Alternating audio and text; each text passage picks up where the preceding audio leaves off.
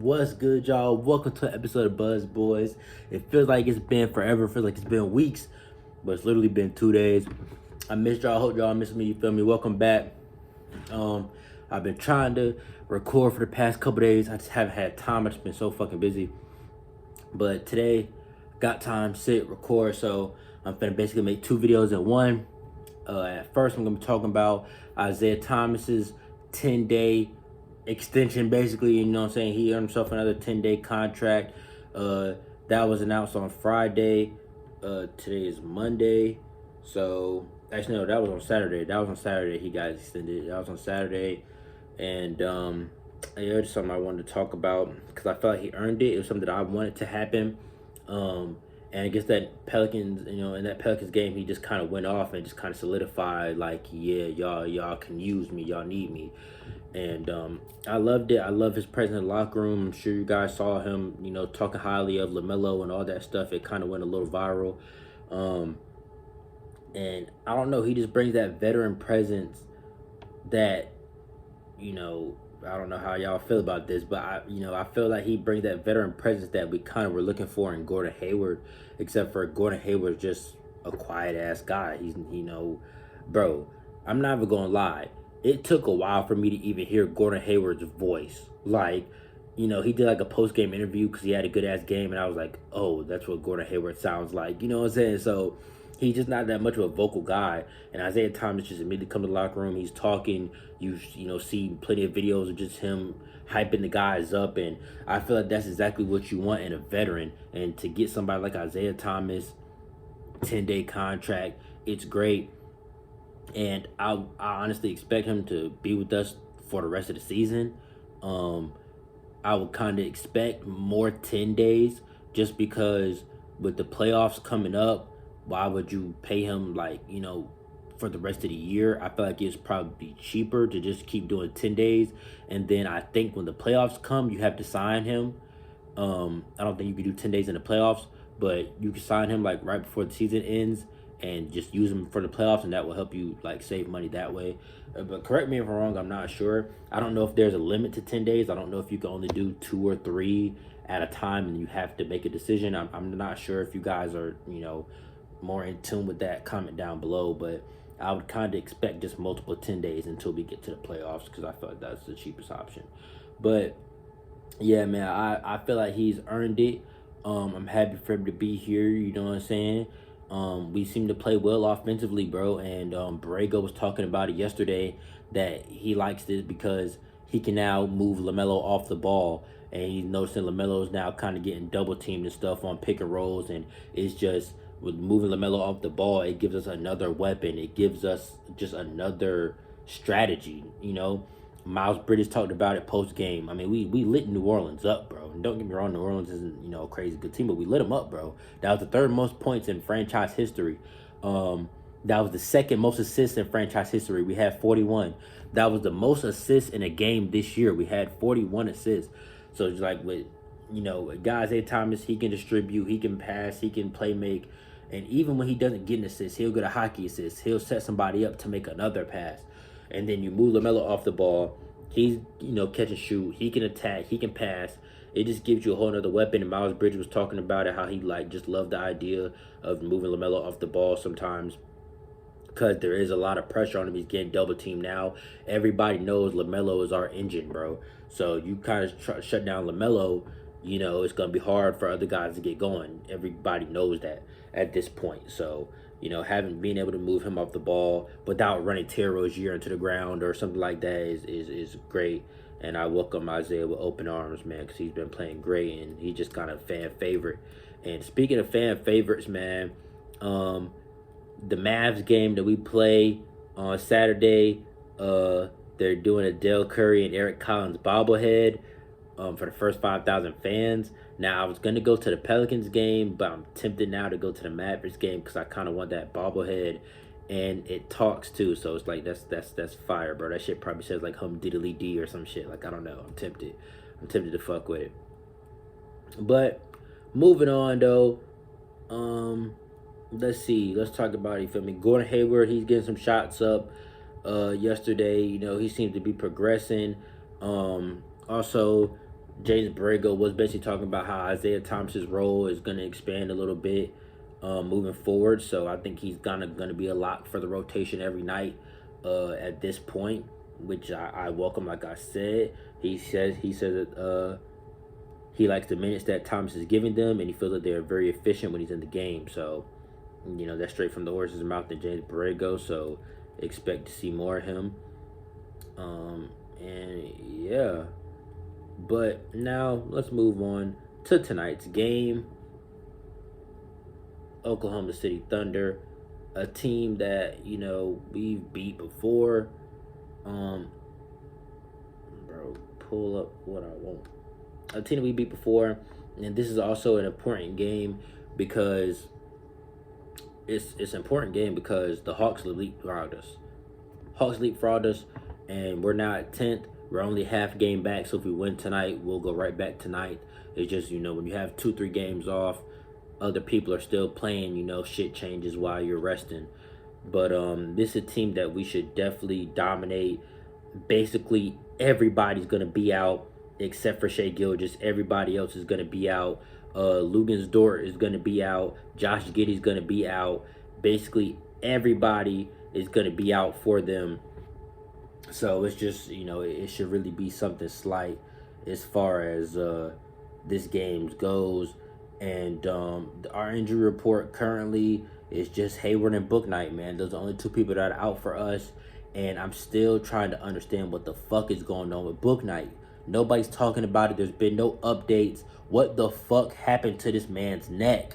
Like, what the fuck? Like, he should have a brace on or something. Because every game I see him, he's behind the bench, he's laughing, he's joking, he's perfectly fucking fine. So I'm not really a conspiracy theorist when it comes to this team, bro. But it's like, at this point, bro, what the fuck is going on? Is he being punished because we haven't seen him play since before the All-Star break? He was kind of getting a little bit of minutes. Then, I don't know, some shit happened at the UConn game. He got kicked out the game. And I don't know. Ever since then, he got sent to Greensboro as soon as the All-Star break was over.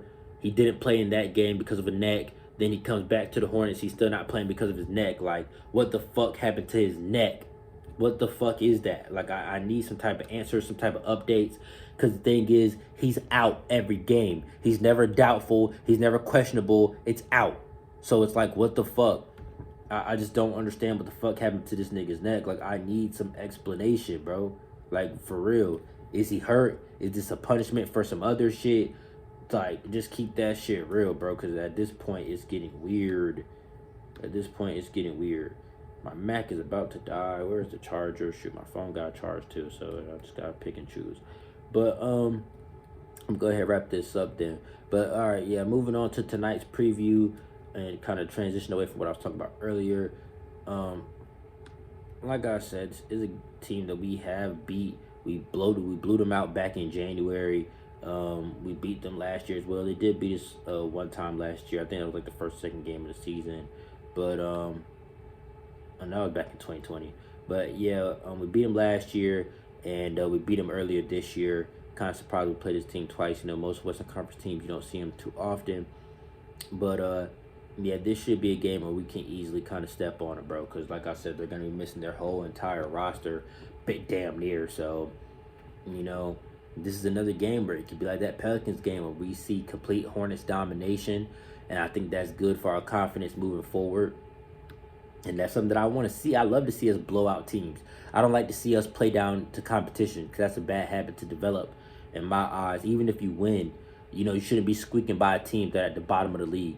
Because you know what happens when when you play down the competition, you lose a team like the Rockets, you lose a team like the Magic, like we did earlier this year. You lose a team that you have no business losing to.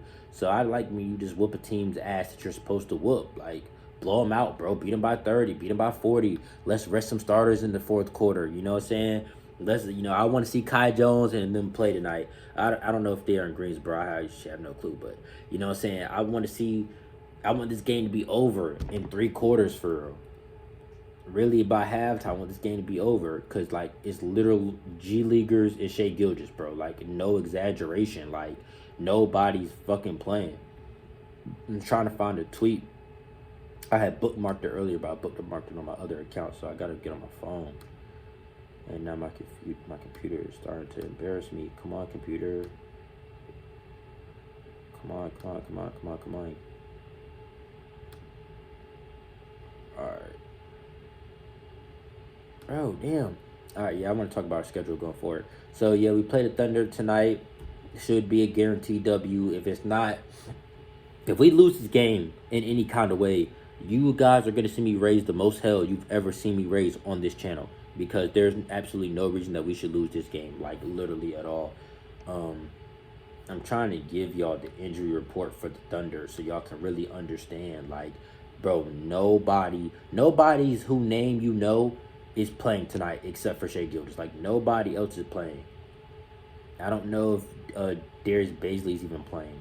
And OKC has lost 9 straight home games. Like, bro, this is a G League team with Shai Gilgeous-Alexander. Like, I promise you.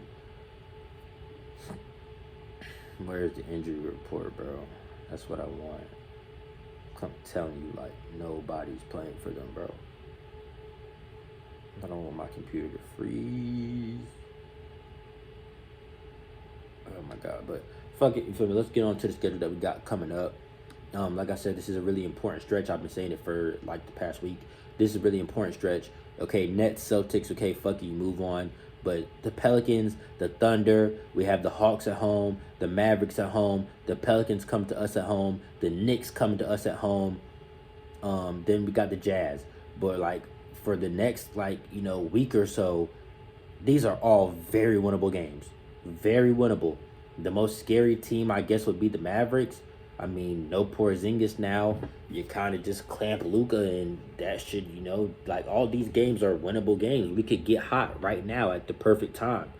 We need to string together some wins. Let's get back above 500. Right now, we're still 2 games below it. After tonight, we should be 1 game below it. We got that Hawks game coming up on Wednesday, and that's going to be an important game. It's going to be similar to that Brooklyn Nets game where, we were kind of battling for the 8th seed at, 500. And us and the Hawks will probably have the same record or be a half game within each other. And that game is going to be really important, jockeying for position. It's a home game, so Buzz City got to pop out. I said I was going to go to the Pelicans game because they had the best prices. The Pelicans game had the best prices. But I don't know. I might go to that Mavericks game for the bobblehead. But at the same time, I want to see Trae Young too. So shit, I don't fucking know what I'm gonna do. I don't know what game I'm gonna go to, but I'm going to one for real this time. Like I know I said that shit last week, but I'm really going this week because my week shouldn't be as hectic this week. Shouldn't be as hectic. But yeah. So I'm gonna read y'all out. I think I just did, but I'm gonna do it again. Anyway, Thunder tonight. We win that game. We'll be 1 game under 500. Then we got the Hawks. We win that game. We're back to 500. You got the Mavs, that's a game over 500. Pelicans, 2 games over 500. Knicks, 3 games over 500. And then we got the Jazz. And then we got the Nets. So it's like, we're going to hit, and my computer just died. But we're going to hit, we got the Jazz, we got the Nets. I didn't see who was after that. I actually have a poster. Let's see. Jazz, Nets. We got the Jazz, Nets. We got the Denver Nuggets. Yeah, we got the Denver Nuggets. We got the Knicks again. We got the 76ers. We got the Miami Heat. Then we got the Orlando Magic, the Chicago Bulls, and the Washington Wizards. So, I mean, we have, this stretch is really important because it can give us a little bit of a buffer for the upcoming harder schedule we have the week after. You know what I'm saying? You got to beat the Pelicans. You got to beat the Mavericks. You got to beat the Thunder. These are, the Mavs, that's still Luka Doncic. But, I mean, who do you want to be more worried about? When you got the 76ers, the Heat, the Nuggets, the Nets, you have teams like that coming up in the next coming weeks. Right now, the Pelicans, you should be cheering. The Knicks, you should be cheering. The Hawks, the Mavericks, you should be cheering. Are the Hawks and Mavs going to be easy games? No. Are the Knicks games going to be easy gimme games? No. But they're teams that you should be able to beat, and you handle your business. You can beat them and get 3 games. Like I just read y'all off the list. We can get 3 games above 500. And then when you play the Jazz, you play the Nets, You played the fucking Denver Nuggets. Like that's a tough ass three game stretch. Damn, fucking alarm went off. Fuck my shit up. But yeah, even though that's a tough stretch, like that's a really tough stretch. Two of them are home games. That's still a tough stretch between. Damn, I already forgot. Oh, the Nets, the Nuggets, and the Jazz. Those three games, the Jazz and Nuggets game are at home, but still, you got to go to Barclays Center.